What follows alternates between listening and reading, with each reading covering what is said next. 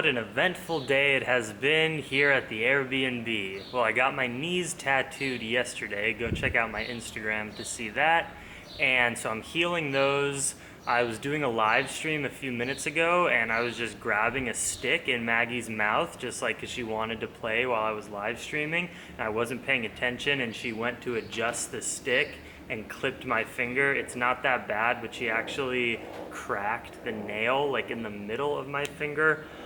Oh, so stupid, but it's not bad. It'll heal probably pretty quick. It doesn't hurt too bad anymore, but that was eventful. Another Maggie battle scar.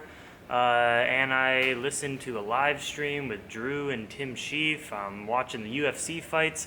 What a day. What a rest day. But this video is about certain things that I'm implementing in my diet right now that you might know, but you might not know, and some little things that I've actually tweaked and changed a little bit recently because of the goals I have.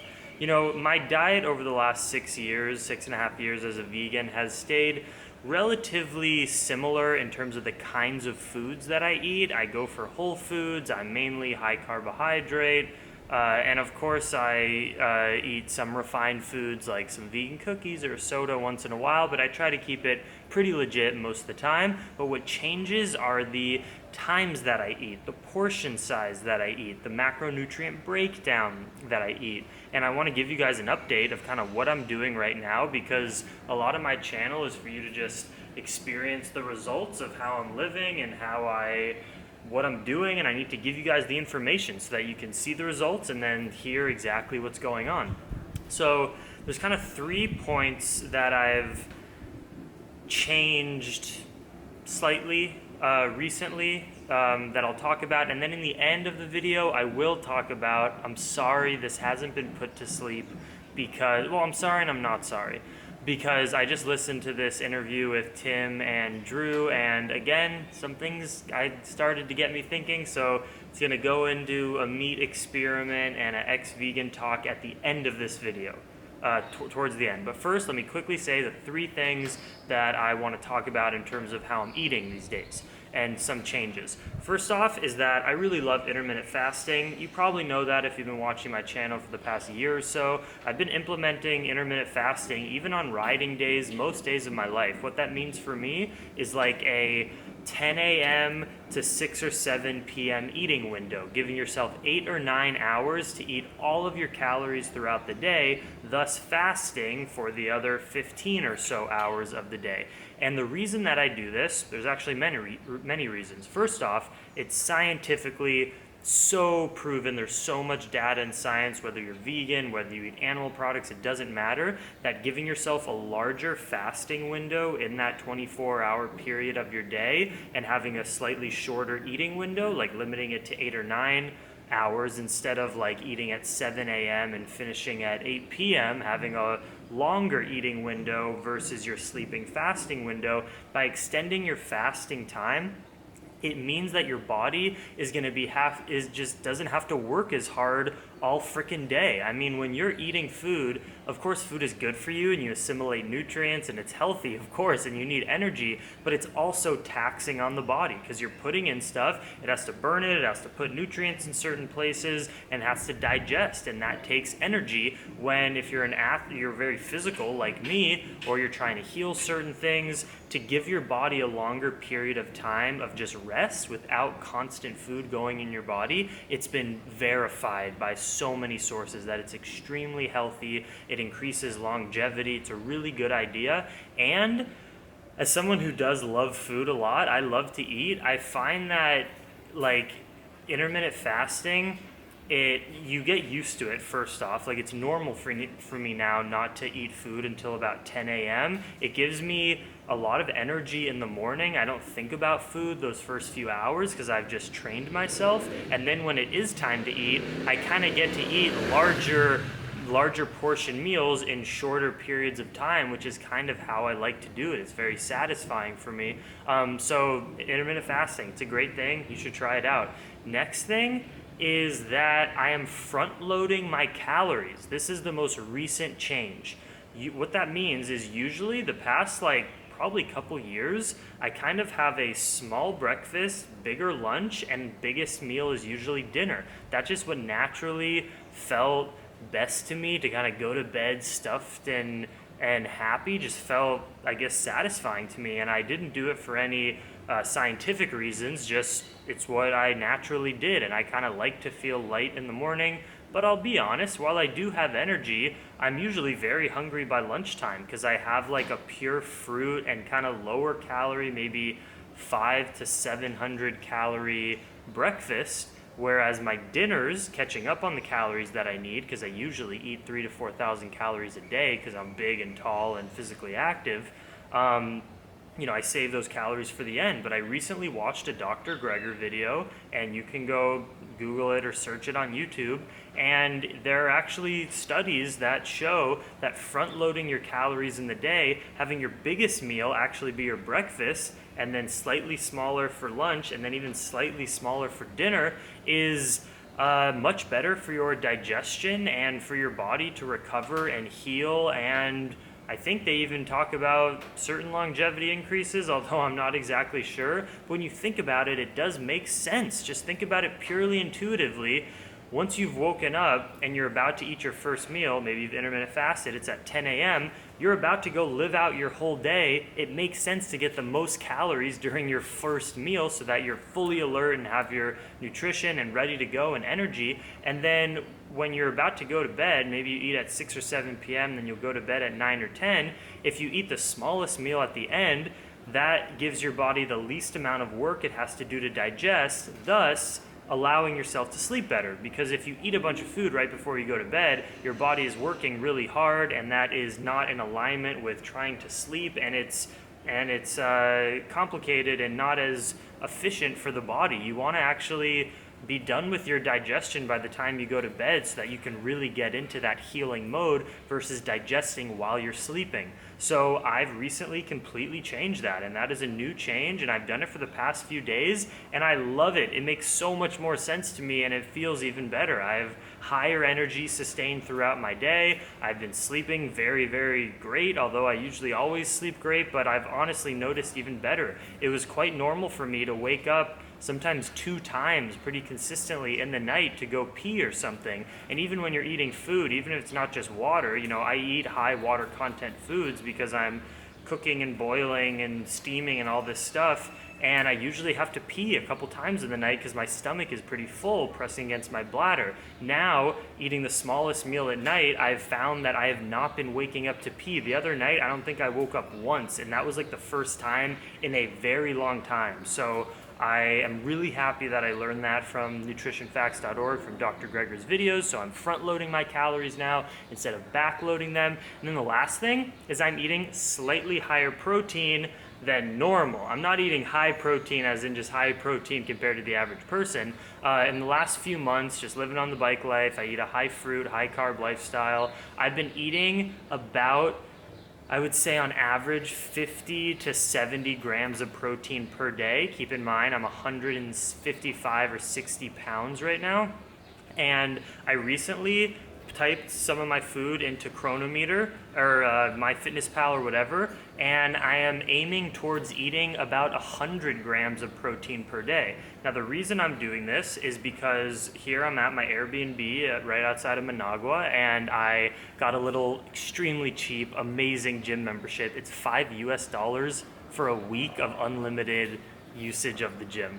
Crazy. I mean, you have to pay like $15 for a one-time session at a gym in the States. Why do you live in the States? It's so dumb for me. That's why I'm not gonna live there ever again. But, so my goal is to build muscle. I've been eating in a slight caloric surplus. I'm not doing any cardio here. I'm just lifting for like 30 to 40 minutes, 3 to 4 times a week, and taking little walks with Maggie, and that's it. I'm trying to put on some bulk and build some muscle, which has been working for sure. And so I have been eating about 3,500 to 4,000 calories per day, and I'm going for the 100 grams of protein. I think that is a very good, safe protein level in order to build muscle. You'll hear some people who say you should have a gram of protein for every pound of body weight. I don't think that will give you bad side effects, supposing that they're plant-based protein calories. But I think anywhere in like, yeah, if you're going, if you're like 180 pounds, sorry, 150 pounds, that's what I am, or 160. Anything between like 90 and 140 is like a good range if you want to just maximize muscle growth. Now, I need to be very clear when I say this.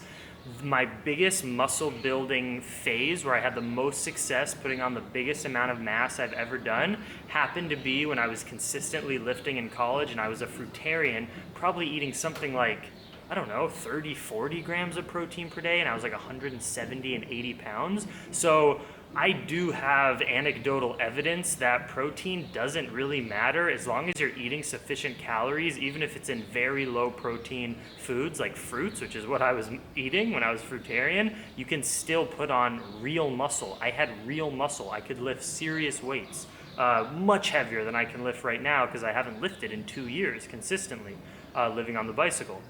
But, you know, it is, so yeah, is it important and do I need to be eating more protein? No, but does it make me feel a little bit more mentally, just like in this 1 month that I have my Airbnb and I'm chilling and I'm trying to maximize my muscle growth? I've slightly increased my level of protein just as a security measure to maximize my rebuilding and growth, although honestly, I don't think it has too big of a difference because I got really big as a fruitarian.